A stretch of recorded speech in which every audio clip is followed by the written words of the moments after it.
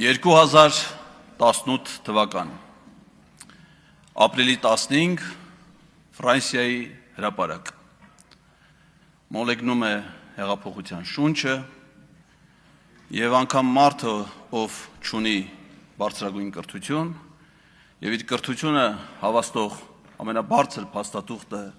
Իջևանի թիվ 1 դպրոցի ավարտական ատեստատն է, խոսում է բարձրագույն կրթության մասին եւ ասում.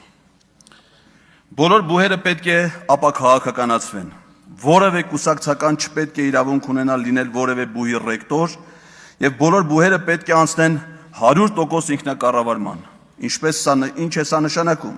որ բուհական ամբողջ ղեկավարությունը սկսած ռեկտորից ավարտած մյուս պաշտոնյաներով պետք է ընտրվեն բուհի բացառապես ուսանողների եւ դասախոսական կազմի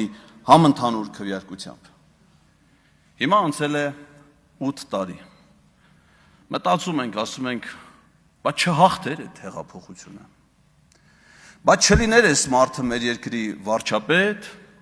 ու այսօր գար, ու շատ հանգիստ, վարչապետի որոշումներով, առանց որևէ լարվածության, Երևանի պետական համալսարանի կառավարման խորհրդի նախագահի պաշտոնից հեռացներ պաշտպանության նախարարին Սուրեն Պապիկյանին։ Հայաստանի պետական տնտեսագիտական համալսարանի կառավարման խորհրդից հեռացներ հանրապետության նախագահ Վահագն Խաչատուրյանին, որը սահմանադրությամբ իրավունք չունի զբաղեցնել որևէ այլ պաշտոն։ Գար ու հեռացներ Հայաստանի ազգային պոլիտեխնիկական համալսարանի կառավարման խորհրդից Արայիկ Հարությունյանին,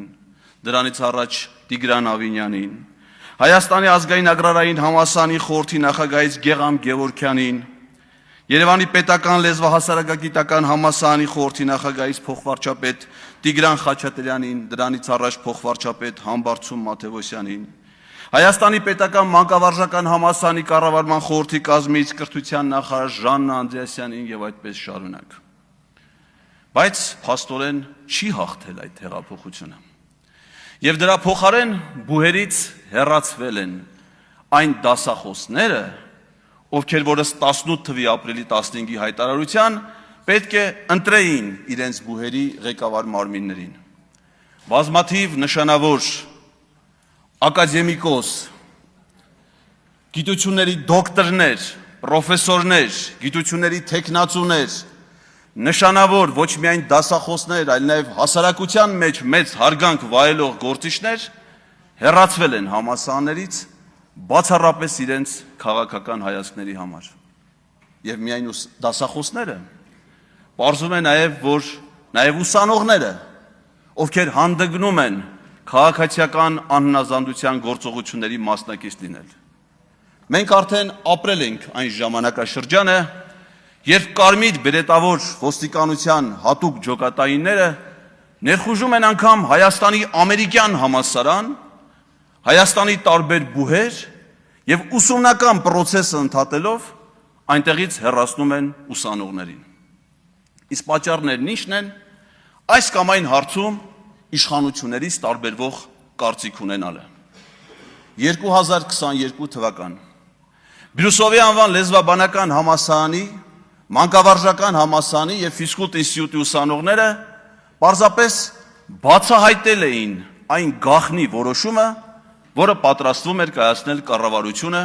փակելով միաժամանակ այդ 3 բուհերը, որի փոխարեն պետք է ստեղծվեր մի նոր համալսարան, որի անունը այդ պահին կրթության նախարար Դումանյանը անգամ չգիտեր։ Պարզապես փակել բուհեր։ Եվ այս ամենը սկսվեց ՀՊՏՀ Եղեգնաձորի մասնաճյուղից, առաջին մարզային բուհից, որը փակելու ոչ մի հիմնավորում չկար։ Իսկ դրանից հետո ընդունվեց մի օրենսդրական փաթեթ, որը նախատեսում է Հայաստանում փակել մինչև 4000 ուսանող ունեցող բոլոր բուհերը։ Դրա մեջ են մտնում գրեթե բոլոր մարզային բուհերը բացի Շիրակի պետական համալսարանից, դրա մեջ են մտնում բոլոր բուհերի մարզային մասնաճյուղերը, դրա մեջ են մտնում հատուկ բուհեր, որոնք օբյեկտիվորեն ուղղակի չեն կարող ունենալ մեծ թվով ուսանողներ, ասենք Երևանի պետական կոնսերվատորիան կամ Գեղարվեստի պետական ակադեմիան կամ թատրոնի կինոյի պետական ինստիտուտը։ Նրանց մասնագիտական առանձնահատկությունն է ենթադրում անգամ առանձին դեպքերում անհատական մոտեցում ուսանողների եւ դասախոսների հարաբերություններում։ Եվ արդյոք սա վերաբերում էր միայն բուհերին։ Պարզում է, որ ոչ։ Այս ամենը վերաբերում է նաեւ հանրակրթական դպրոցներին։ Ինչպիսին է լինի կառավարության որոշման ձևակերպումները, ինչպիսին է լինեն դրա շուրջ մեկնաբանությունները, ոչ ոք չի հերքում, բոլորը նաեւ հաստատում են, որ այս ուսումնական տարվանից իրենց սեփական դպրոց չեն հաճախելու 231 հանրակրթական դպրոցների աշակերտներ։ Հիմնականում հեռավոր բնակավայրերում, լեռնային, բարձր լեռնային համայնքներում, սահմանամերձ համայնքներում։ Մեկնաբանվում է, որ աշակերտների թվաքանակի պակաս լինելն է դրա պատճառը։ Աշակերտների թվաքանակի պակաս լինելը կարող է պատճառ լինել կրթական մեթոդաբանությունը վերանայելու, ուսումնական գործընթացի կազմակերպումը դրան համապատասխանեցնելու, այլ ոչ թե դպրոցները փակելու համար։ Ես ինքս դպրոցահասակ երեխաների հայր եմ։ Ես մտածում եմ, եթե ես ապրեի իմ հայրենի Ազատեք գյուղում, որտեղ ունեմ առանձնատուն, ապա իմ 7 տարեկան աղջիկը ստիպված պետքա ամեն առավոտ դպրոցական ավտոբուսով գնա վայք, մասնակցի դասին եւ օրվա երկրորդ կեսին հետ գա։ Ցածր դասարաններում դասերը ավարտվում են ավելի շուտ, քան բարձր դասարաններում։ Տարբեր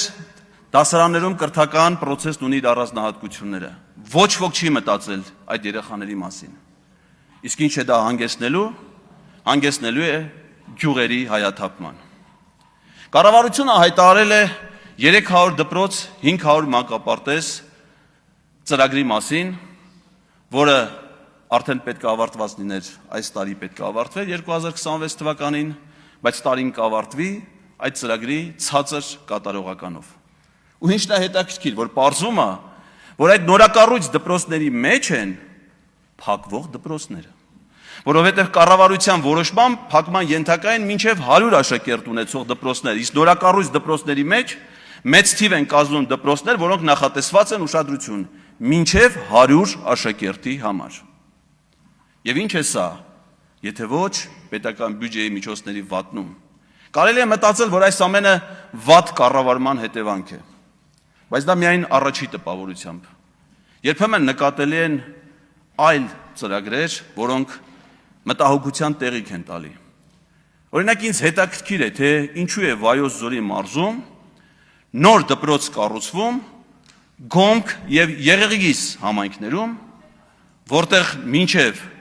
1988 թվականը առավելապես բնակվել են ադրբեջանցիներ։ Միգուցե այս ծրագիրը շատ հեռուն է գնում։ Փակել դպրոցները այն համայնքներում, որտեղ ապրում են հայեր, կառուցել դպրոցներ այն համայնքներում, որտեղ ժամանակին ապրել են ադրբեջանցիներ։ Այս դահլիճում ես շատ եմ լսել անհանգստություն, թե արդեն օգոստոսի կեսն է, ուր են այն 300,000 ադրբեջանցիները։ Միամիտ պետք է լինել կարծելու համար, որ նրանք Հայաստան պետք է գային հենց առաջի օրը։ Բայց նրանք, ովքեր միամիտ չեն, ոնց որ թե հասկանում են, թե ոնց է նախապատրաստվում նրանց բնակեցումը Հայաստանում։ Պարզավոր նրանց բնակեցումը առաջին հերթին պետք է լինի այն բնակավայրերում, որտեղ նրանք ապրել են նախկինում, պետք է նրանք ապրեն գետտոներով, առանձնացված, նաև իրենց անվտանգության խնդիրները լուծելու նպատակով։ Իսկ այս ամենի հետ միասին ինչպես է ներկայացվում հայ հասարակությանը ապագա ծրագրերը։